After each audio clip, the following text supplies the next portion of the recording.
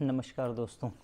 Actually कुछ दिन पहले ना मैं बुक्स पढ़ रहा था, टाटा फैमिली के बारे में कुछ इन्फॉर्मेशन कलेक्ट कर रहा था। तो मैंने सोचा क्यों ना इसके ऊपर एक वीडियो बनाई जाए इस टॉपिक के ऊपर और आप सभी को कुछ इन्फॉर्मेशन प्रोवाइड करवाई जाए।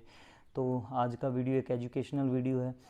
तो आज आपको बताते हैं टाटा फैमिली के बारे में कुछ रोचक जानकारियाँ जो मेरे पास हैं, मैंने अपने बुक्स पढ़ के जो नॉलेज गेन की है आपके साथ शेयर करते हैं। तो आप देखिए दोस्तों, वीडियो मैं शुरू करता हूँ। आप अपने लाइफ का कोई भी हिस्सा उठाकर देख लीजिए दोस्तों, टाटा फैमिली जो है आपके साथ किसी ना किसी तरीके से जुड़ी हुई है, किसी ना किसी तरीके से। आप जो गाड़ियाँ चलाते हैं, टाटा मोटर्स हैं, उसकी गाड़ियाँ चलाते हैं, प्रेफर करते हैं इंडियन कार है आप चलाएं। उसके अलावा आप कपड़े पहनते हैं, वेस्ट साइड है, टाटा का ही एक ब्रांड है। उसके अलावा आप नमक खाते हैं जो टाटा सॉल्ट, चाय या कॉफ़ी पीते हैं, टाटा की है वो भी। इसके अलावा आप ज्वेलरी जो है पहनते हैं, तनिष्क है, टाटा का ही एक ब्रांड है दोस्तों। उसके अलावा आप घड़ी पहनते हैं, टाइटन, टाटा का ही एक ब्रांड है। अगर आप होटल में विज़िट करते हैं तो इंडियन होटल कंपनी के नाम से टाटा की एक कंपनी है जिसे टाटा ओन करती है। उसका होटल है ताज होटल, जिसे खुद टाटा ओन करती है और देश का सबसे चर्चित होटल है, मुंबई में स्थित है। इसके अलावा आप एयर ट्रैवल करते हों अगर, तो उसमें एयर एशिया होगी, विस्तारा होगी और एयर इंडिया होगी, जो अभी टाटा के साथ कुछ समय पहले ही जुड़ी है दोस्तों। मतलब आप लाइफ का कोई भी उठा के देख लीजिए हिस्सा, किसी ना किसी तरीके से टाटा से आप जुड़े हुए हैं दोस्तों। तो अब टाटा इन चीज़ों को देखते हुए मतलब हम ये नहीं कह सकते कि टाटा इस देश की सबसे सक्सेसफुल और फेमस कंपनी है। लेकिन दोस्तों ये कंपनी है जो टाटा, ये रातों रात तो इतनी बड़ी बनी नहीं है दोस्तों। इसको बनने में कम से कम 200 सालों का समय लगा है दोस्तों। तो आपको इसके बारे में कुछ जानकारियाँ देते हैं, रोचक जानकारियाँ जो मेरे पास हैं। उससे पहले मैं आप सभी से रिक्वेस्ट करता हूँ कि इस चैनल को मेरे को सब्सक्राइब करें और इसकी वीडियोज़ हैं उन्हें व्यू करें, उन्हें लाइक करें, अपने दोस्तों के साथ शेयर करें जितना हो सके, और चैनल को सब्सक्राइब करें, शेयर करें वीडियोस को। अगर हो सके तो कमेंट करें वीडियोस पे। अगर आप कोई टॉपिक चाहते हैं आप मुझे कमेंट करके बताएं, तो मैं उस टॉपिक पे वीडियो बनाऊंगा आप सभी के लिए। तो दोस्तों अभी इस वीडियो को शुरू करते हैं और मैं आपको बताता हूँ कि क्या है टाटा फैमिली और कितनी बड़ी है टाटा फैमिली। तो शुरू करते हैं दोस्तों वीडियो। एक्चुअली इस कहानी की, जो ये टाटा फैमिली की कहानी है, इसकी शुरुआत जो हुई थी सन 1822 में हुई थी। 1822 में जो एक पारसी परिवार था, गुजरात में एक पारसी परिवार था, उसमें जन्म हुआ था नुसरवान जी टाटा का। नुसरवान जी टाटा बचपन से ही मतलब बहुत ही मतलब अपने मन में उनके तमन्ना रहती थी कि मुझे कुछ बड़ा करना चाहिए ज़िंदगी में। और इनफैक्ट वो अपने गांव में एक ऐसे व्यक्ति थे जो सोचते थे कि उन्हें गांव से बाहर जाकर कुछ करना चाहिए। तो उन्होंने मतलब ये किया भी। उन्होंने मतलब 20 साल की ही उम्र में अपने गांव को छोड़ दिया और मुंबई शिफ्ट हो गए थे। लेकिन जब वो मुंबई गए थे, अकेले नहीं थे, मुंबई गए थे। उस समय उनकी वाइफ और उनका बच्चा भी साथ गया था। उनकी वाइफ मतलब 18 साल की उम्र में ही पिता बन चुके थे, क्योंकि उस समय, अब दोस्तों जानते हैं बहुत पुराने समय की बात है, तो उस समय बाल विवाह हो जाते थे बच्चों के। तो उस समय 18 वर्ष की उम्र में ही जो नुसरवान जी थे वो पिता बन चुके थे दोस्तों। तो अपने बीवी और बच्चों के साथ वो अपने वहाँ मुंबई शिफ्ट हुए। मुंबई शिफ्ट होने के बाद दोस्तों आज भी जैसे दो लोग हैं वो मुंबई शिफ्ट होते हैं, अपने काम के सिलसिले में जाते हैं, देश से बाहर जाते हैं, मुंबई शिफ्ट होते हैं। मुंबई क्यों, हर जगह शिफ्ट होते हैं, देश से बाहर जाते हैं, गांव से बाहर जाते हैं, शहरों से बाहर जाते हैं, एक अपने बेहतर कल के लिए और बेहतर भविष्य के लिए जाते हैं। तो ऐसे ही अपने ये थे अपने नुसरवान जी, वो मुंबई शिफ्ट हुए। मुंबई में जब वो गए तो उन्हें ना कॉटन ट्रेड का जो बिज़नेस है वो बहुत ही मतलब समझ आया, उन्हें पसंद भी आया। तो उन्होंने कॉटन ट्रेडिंग की शुरुआत करी। जो कॉटन ट्रेडिंग का बिज़नेस है उसकी दोस्तों उन्होंने शुरुआत शुरू किया दोस्तों। कॉटन ट्रेडिंग के बिज़नेस से उन्हें जो भी पैसा मिलता था, मतलब उनमें से वो अपने बेटे की जो पढ़ाई लिखाई है उसका पूरा ध्यान रखते थे दोस्तों। और उनकी पढ़ाई लिखाई पे, मतलब जमशेद जी थे उनके बेटे का नाम, तो उन पे कोई कॉम्प्रोमाइज़ नहीं करना चाहते थे। एक्चुअली उन्होंने अपने बेटे को बेस्ट एजुकेशन प्रोवाइड की। उस समय जो बेस्ट एजुकेशन थी दोस्तों, वो इंग्लिश में एजुकेशन देना उसे बोलते थे, तो उन्होंने अपने बेटे को बेस्ट एजुकेशन प्रोवाइड की। और जैसे ही उनके बेटे जमशेद जी थे, वो 18-19 साल के हुए, तो उन्होंने अपने बेटे को सोचा कि क्यों ना इन्हें हांगकांग भेजा जाए। अपने बिजनेस था जो उन्हें एक्सपेंशन के लिए, उन्हें बढ़ाने के लिए, भाई हांगकांग में दफ्तर खोल लें और वहाँ पर बिज़नेस बढ़ाया जाए। इसलिए उन्होंने बिज़नेस बढ़ाने के लिए अपने बेटे को हांगकांग भेजने का सोचा। लेकिन आप जानते हैं हांगकांग जब ये गए तो उस समय ये भी अकेले नहीं थे, जमशेद जी भी अकेले नहीं थे। उस समय का टाइम था जो उस समय अभी तक जो एयर ट्रैवल है, मतलब वो इन्वेंट नहीं हुआ था दोस्तों। एयर ट्रैवल इन्वेंट नहीं हुआ था। ये सन 1859 की बात है। उस समय अभी 55 साल का समय था एयर ट्रैवल शुरू होने में। समुद्री जहाज़ थे जो उनसे सफ़र तय किया जाता था दोस्तों, उससे सफ़र तय करना पड़ता था। और 1859 में जो जमशेद जी थे, वो केवल 20 साल की उम्र में अपने वहाँ चले गए, क्या नाम, हांगकांग चले गए अपने बिज़नेस सेटअप करने के लिए। हांगकांग चले, परंतु जो जमशेद जी थे अपने पिता की तरह ही थे, अपने बीवी बच्चे को साथ लेकर गए थे, तो उन्होंने बिज़नेस में काम शुरू किया। 65 साल की जो उम्र थी उनकी, मतलब उन्होंने 65 साल की उम्र जी है। उनमें जमशेद जी ने चाइना, यूरोप, यूनाइटेड स्टेट्स और यूनाइटेड किंगडम जैसे कॉन्टिनेंट्स थे उन पर काम किया था। और भारत में भी उन्होंने मुंबई, केरल और मुंबई, केरल और एक जगह और थी आई थिंक नागपुर में कॉटन मिल्स लगाई।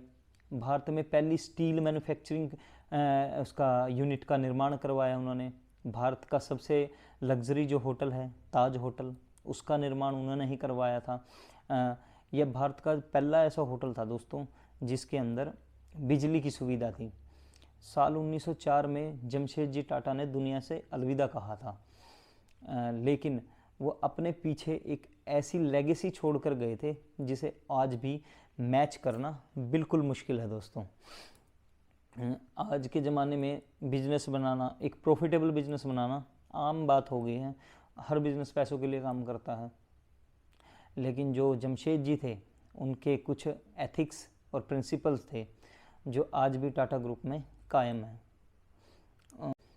जैसे कि साल 1874 की बात है, नागपुर की जो उनकी मिल थी, एम्प्रेस कॉटन मिल के नाम से वो मिल थी नागपुर में।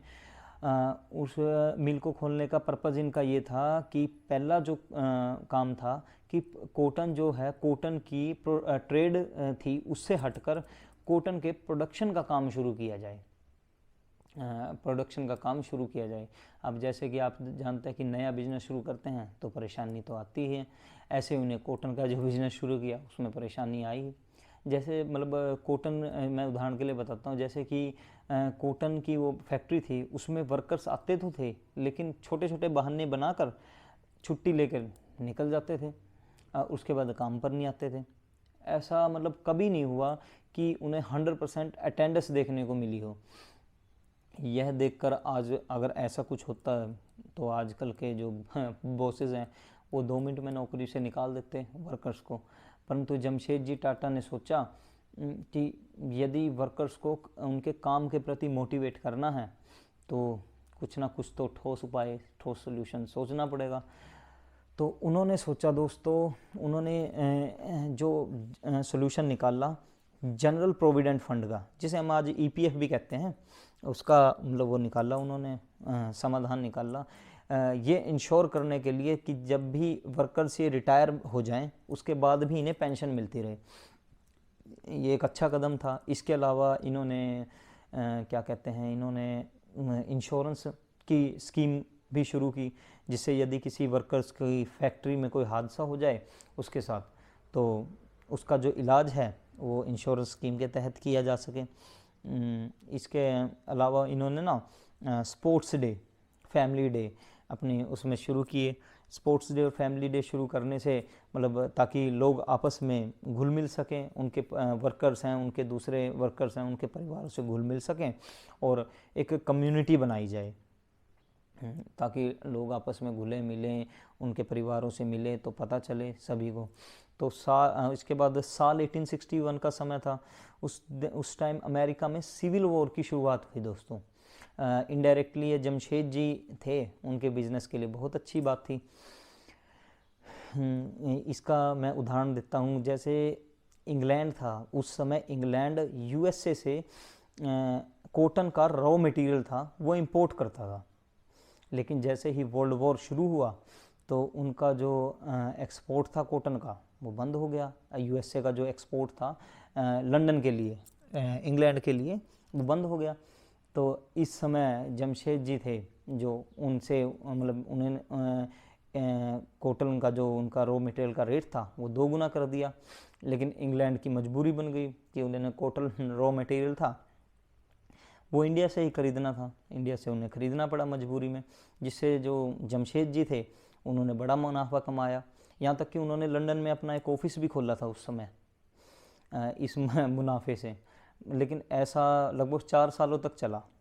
लेकिन 4 सालों के बाद जैसे ही सिविल वॉर था जो वो ख़त्म हुआ, उसके बाद दोस्तों फिर से सप्लाई चेन थी जो यूएसए की वो शुरू हो गई और इंग्लैंड ने फिर से रॉ मटेरियल था जो सा वो ख़रीदना शुरू कर दिया यूएसए से। इस कारण से जमशेद जी को मतलब लॉसेस थे उनके जो कंपनी के काफ़ी बढ़ने लगे, क्योंकि इंग्लैंड ने सामान तो उनसे ख़रीदना शुरू कर दिया, इस कारण उनके लॉसेस बढ़ने लगे। इनफैक्ट उनके जो इन्वेस्टर्स थे कंपनी में, उन्होंने उनसे पैसे भी मांगने शुरू कर दिए थे, भाई हमारे जो इन्वेस्ट किए हुए पैसे हैं कंपनी में वो हमें वापस दीजिए।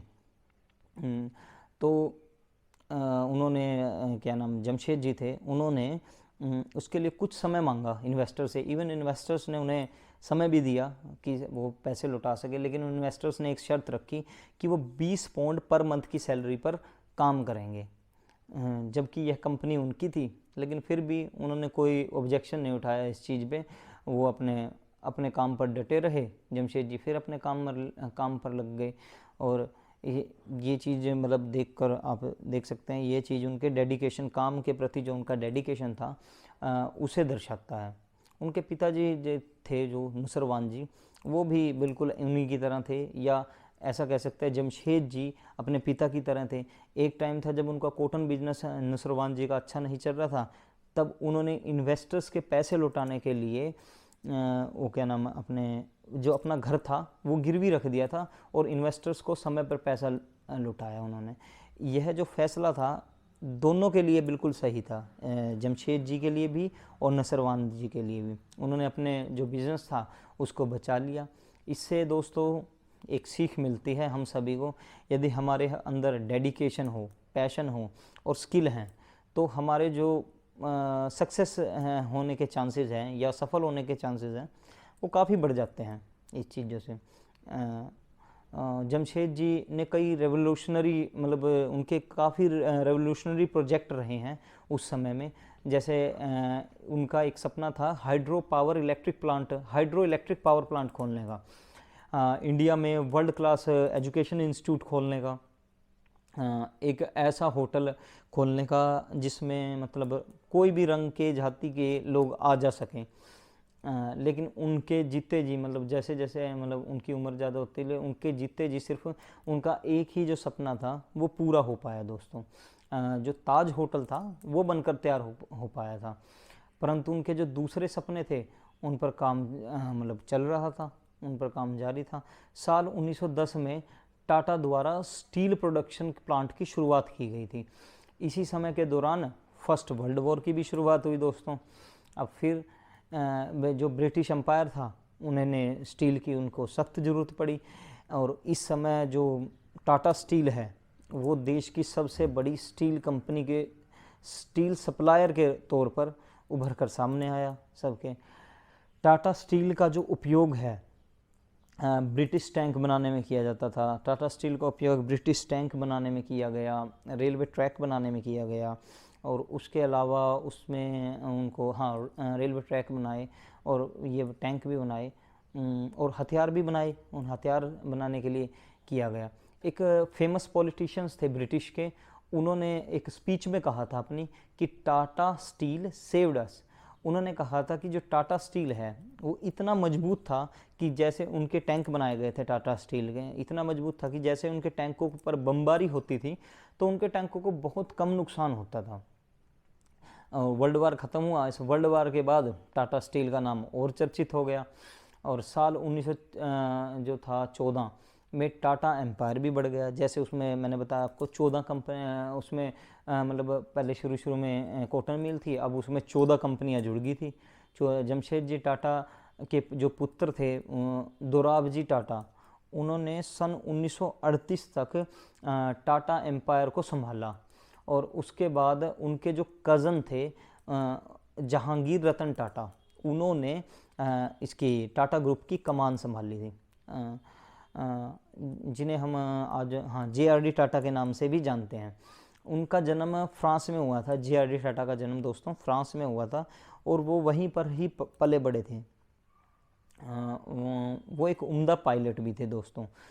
उन्हें उड़ने का बहुत शौक़ था, यानी कि फ़्लाई करने का काफ़ी शौक़ था उन्हें, और उनके पास एक लाइसेंस भी था, वो लाइसेंस्ड पायलट थे। उन्होंने ही टाटा एयरलाइंस की स्थापना भी की थी, जो आज एयर इंडिया के नाम से मतलब जानी जाती है। जैसे JRD टाटा के पास पायलट का लाइसेंस भी था दोस्तों। तो साल 1947 में जब अपने देश भारत को आज़ादी मिली, वो समय सोशलिज़म का समय था दोस्तों। जवाहरलाल नेहरू जी की जो इकोनॉमिक पॉलिसीज़ थी, उनके चलते उन्होंने ऐसा कहा कि देश की जो सबसे बड़ी बड़ी कंपनीज़ हैं या इंस्टीट्यूट हैं, उन्हें सरकार चलाएगी। यह जो खबर थी या ये पॉलिसी थी, वो टाटा ग्रुप के लिए फिर अच्छी नहीं थी। सरकार ने जो टाटा एयरलाइंस थी उसको एयर इंडिया में तब्दील कर दिया था, और JRD टाटा इस फैसले से थोड़े नाराज़ तो हुए, मतलब थोड़े दुखी भी हुए, लेकिन उन्होंने कोई मतलब इस फैसले के अगेंस्ट कुछ नहीं किया। जबकि उन्होंने यह कहा बल्कि कि जो बिजनेसेस हैं वो सिर्फ पैसा कमाने के लिए नहीं होते, बल्कि देश को बेहतर बनाने के लिए, देश को आगे बढ़ाने के लिए भी होता है। जवाहरलाल नेहरू जी थे, उन्होंने जो JRD टाटा थे उनको ऑफ़र किया था कि वो एयर इंडिया की कमान संभाल लें, तो जिसे JRD टाटा ने बड़ी खुशी एक्सेप्ट भी किया। और इसी वजह से साल 1970 से लेकर साल 1980 तक जो एयर इंडिया थी, एयरलाइंस थी एयर इंडिया, उसे देश की मतलब दुनिया की सबसे प्रेस्टीजियस एयरलाइन कहा जाता था। इसके अलावा जो JRD टाटा ने और सेक्टरों में जो भी और सेक्टर थे उनमें अपने बिजनेस को एक्सपेंड करना शुरू किया। 1945 में उन्होंने टाटा मोटर्स का जो सबसे पहला प्रोडक्ट था, टाटा का सबसे पहला प्रोडक्ट था लोकोमोटिव इंजन, रेल इंजन कहते हैं, उसे बनाया मतलब। और 1968 में JRD टाटा ने TCS की स्थापना की। TCS टाटा कंसल्टेंसी सर्विस की शुरुआत की दोस्तों, जो electronic data service provider company थी। TCS की शुरुआत 1968 में उन्होंने की, और TCS दोस्तों आज देश का जो दूसरा सबसे बड़ा एम्प्लॉयर है, लार्जेस्ट एम्प्लॉयर है इंडियन रेलवे के बाद, मतलब वो सबसे ज़्यादा नौकरी देने वाली दूसरी कंपनी है इंडियन रेलवे के बाद। उन्होंने cancer research and treatment institute की शुरुआत की, सोल्ट का बिजनेस शुरू किया, इलेक्ट्रॉनिक बिजनेस शुरू किया। JRD टाटा ने 52 वर्षों तक टाटा ग्रुप की कमान संभाली। वो 52 वर्षों तक चेयरमैन रहे थे टाटा ग्रुप के, और उस टाइम के अंदर टाटा ग्रुप के अंदर 14 से 95 कंपनीज हो चुकी थी। 1969 में सरकार ने monopolies and restrictive trade act पास किया, जिसका सबसे ज़्यादा असर फिर से टाटा ग्रुप पर पड़ने वाला था। सरकार का एक्चुअली मकसद ये था दोस्तों कि कोई भी जो कंपनी है इतनी बड़ी ना बन जाए कि उसकी ना मोनोपोली है, जो वो देश में मोनोपोली चलने लगे उसकी। ऐसे रूल पास होने के बाद भी JRD टाटा की चेयरमैनशिप में टाटा ग्रुप बड़ा बनता गया। इसका मैं एक उदाहरण आपको देता हूँ कि कैसे वो बड़ा बनता गया। एक्चुअली जो टाटा ग्रुप के अंदर जो कंपनीज थी, नंबर ऑफ सब्सिडरीज थी, उसमें जेआरडी टाटा, टाटा सन्स की जो ओनरशिप थी ना, वो कम करते गए। टाटा सन्स की ओनरशिप को जैसे कम करते गए, ऐसा करने से जो कंपनीज थी वो मोनोपोलीज नहीं बन रही थी। लेकिन इसका मतलब ये जो फैसला था हर बार वो ठीक नहीं था। इस फैसले के कारण समस्या ये हुई कि जब दूसरे लोगों ने इस बिज़नेस को संभालना शुरू किया तो ये वो सफल नहीं हो पाए। इसका एक एग्जांपल मैं बताता हूँ, उदाहरण के तौर पर मैं देता हूँ। जैसे इनका टाटा का एक बिज़नेस था, इलेक्ट्रॉनिक बिज़नेस, नेल्को का। नेल्को जो रेडियो बनाता था, 1971 में नेल्को थी जो उसका मार्केट शेयर था 2% पर आ गया, जबकि इसका मार्केट शेयर 20% पे था दोस्तों। जमशेद जी टाटा के ग्रैंडसन थे जिन्हें बुलाया गया था नेल्को को वापस ट्रैक पर लाने के लिए, क्योंकि कंपनी का मार्केट शेयर मार्केट में बहुत कम हो गया था। और दोस्तों यह शख्सियत जो है वो किसी भी पहचान की मोहताज नहीं है। इनका नाम आप सभी जानते हैं, सर रतन टाटा जी थे, जो नेल्को को ट्रैक पर वापस लेके आए थे। एक्चुअली 1962 में ही रतन टाटा जी ने फैमिली बिजनेस को ज्वाइन कर लिया था, पर साल 1971 में इन्हें नेल्को की असाइनमेंट दी गई कि इस कंपनी को किसी भी तरह ट्रैक पर लेकर आएँ। तो जैसे ही रतन टाटा ने कंपनी की सिचुएशन देखी, उन्होंने कहा कि रेडियो का काम है, जो रेडियो बनाना बंद करते हैं और नई टेक्नोलॉजीज़ हैं उसमें इन्वेस्ट करते हैं। ऐसा करने से सिर्फ 3 साल के अंदर ही दोस्तों जो टर्न अराउंड हुआ और टाटा का जो ये नेल्को का बिज़नेस था, जो उसका मार्केट शेयर था 2% पे था, वो 20% पे आ गया फिर से। इसी समय के आसपास देश में फिर से इमरजेंसी घोषित हुई। इमरजेंसी घोषित होने के बाद फिर से जो टाटा का शेयर था, मतलब इसका नेल्को का, वो फिर से 2% मतलब कम हो गया, डिक्रीज़ हो गया, और कुछ समय बाद नेल्को का कारोबार ही बंद हो गया। इसके अलावा जो रतन टाटा जी थे, उन्होंने नागपुर की जो कॉटन मिल थी, एम्प्रेस कॉटन मिल, उसको रिवाइव करने का कार्य मतलब उन्हें दिया गया था, जिसका काम उन्होंने बड़ी बखूबी निभाया। सीनियर मैनेजमेंट थी जो टाटा ग्रुप की, उन्होंने रतन टाटा जी की जो काबिलियत थी उसे पहचान लिया था और 1991 में जीआरडी टाटा के सक्सेसर के रूप में टाटा ग्रुप का चेयरमैन बनाया गया श्री रतन टाटा जी को। और 1991 दोस्तों, ये 1991 में ही मनमोहन सिंह जी की सरकार थी, उन्होंने लिबरलाइजेशन पॉलिसी की अनाउंसमेंट की, जिसे भारत का मार्केट था जो पूरी दुनिया के लिए ओपन हो गया। उस समय भारत की जो इकोनॉमी थी उसको बचाने का ये सबसे बढ़िया तरीका था। इसे देखकर रतन टाटा ने जेआरडी टाटा जी के जो डिसीजंस थे उनका बिल्कुल उल्टा कर दिया। जैसे जेआरडी टाटा ने टाटा एंड सन्स की हिस्सेदारी थी वो कम की थी, रतन टाटा जी ने इसमें टाटा एंड सन्स में सभी कंपनियों की हिस्सेदारी को बढ़ाना शुरू कर दिया, ताकि कोई भी मतलब बाहर की कंपनी आए और वो टाटा ग्रुप की किसी भी कंपनी को ख़रीद ना पाए। यह डिसीज़न जो था, यह फैसला था, इनका काफ़ी सफल हुआ और टाटा ग्रुप इस फैसले के कारण बचा रहा। बल्कि टाटा ग्रुप के द्वारा कई फॉरेन कंपनियों को एक्वायर किया गया दोस्तों। फॉरेन कंपनी के एक्विजिशन के बारे में मैं आपको उदाहरण देता हूँ। जैसे कि टाटा ग्रुप ने इंग्लैंड की एक कंपनी थी टेटले टी, उससे $12 बिलियन में मतलब एक्वायर किया था। उसके अलावा यूरोप की एक स्टील कंपनी थी कोरस, CORUS, उसे $11.3 बिलियन में ख़रीदा गया। टाटा ने जैगुआर लैंड रोवर थी जो कंपनी, उसे $2.3 बिलियन में ख़रीदा। नवंबर 2003 की बात है दोस्तों, रतन टाटा जी जा रहे थे कहीं, तो उन्होंने एक फैमिली को स्कूटर पे मतलब पूरी फैमिली को ट्रैवल करते हुए देखा। उन्हें थोड़ा बुरा फील हुआ, लेकिन उसके केवल 5 साल बाद ही उन्होंने टाटा नैनो जो गाड़ी है उसे लॉन्च किया। टाटा ग्रुप का हमेशा इसे दोस्तों सपना रहा है कि सोशल अपलिफ्टिंग की जाए, तो उन्होंने इस गाड़ी को 1 लाख रुपए में लॉन्च किया। मतलब 1 लाख रुपए की कीमत की यह गाड़ी थी। आप सभी टाटा नैनो के बारे में जानते हैं, लेकिन जो ये गाड़ी थी इसकी मार्केटिंग जो स्ट्रेटजी थी वो बहुत ही ख़राब निकली दोस्तों। यह केवल 1 लाख रुपए की कार थी, तो लोगों के मन में यह आशंका रहती थी कि क्या हम इतने गरीब हैं कि केवल 1 लाख की गाड़ी ही खरीदेंगे। तो इस कारण टाटा नैनो थी जो फेल हो गई थी। लेकिन आज टाटा ग्रुप है जो दोस्तों दुनिया भर में फैला हुआ है। अनुमानित 194 से भी ऊपर कंपनियां टाटा ग्रुप में हैं और वो देश को आगे बढ़ाने का काम कर रही हैं, देश का स्तर बेहतर कर रही हैं। तो दोस्तों ये कुछ इन्फॉर्मेशन थी मेरे पास टाटा ग्रुप के बारे में। तो आप बताएं कैसा लगा मेरा आज का वीडियो। ये आपको इसे बड़ी मेहनत की है मैंने इस वीडियो पे, तो आप बताइए, कमेंट करके बताइए कि कैसा लगा, ये इन्फॉर्मेशन कैसी लगी आप सभी को। और इस वीडियो को ज़्यादा से ज़्यादा लोगों के पास शेयर कीजिए, चैनल को सब्सक्राइब कीजिए, वीडियो को लाइक कीजिए, कमेंट कीजिए अगर कर सकते हैं।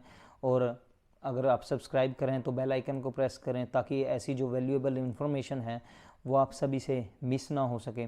आगे भी फ्यूचर में मैं ऐसी काफ़ी इन्फॉर्मेटिव वीडियो आपके सभी के लिए लेकर आने वाला हूँ।